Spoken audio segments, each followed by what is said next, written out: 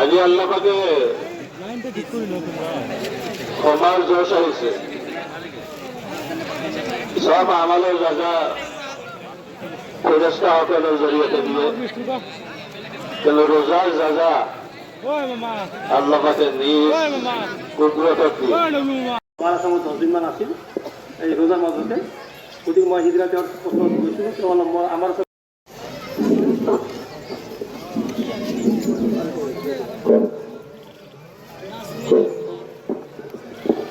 আসসালামু আলাইকুম।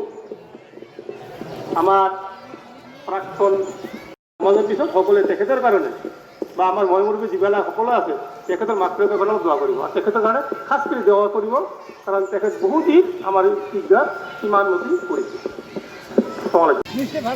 সোনকালে কাটালে নামাজের সময় একেবারে কম।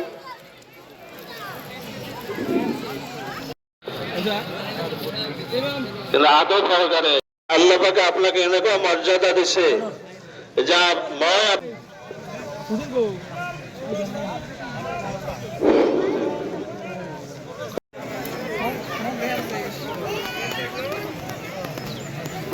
কাটার সিধা করে বয়ে যায়,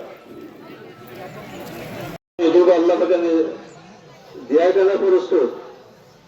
কেন সাক্ষী বানাবার কারণে ফেরেশতা সাক্ষী বানাইছে, কোয়াশন তোমালোকে দিন ভর মজুরি করেছে, তার মজুরি কি দিয়া যায়?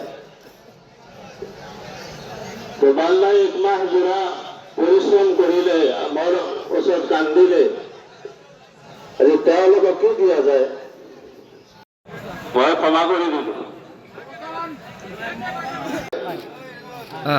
কিবা এটা উপায় কৰি পেলাই মানি নিদিব।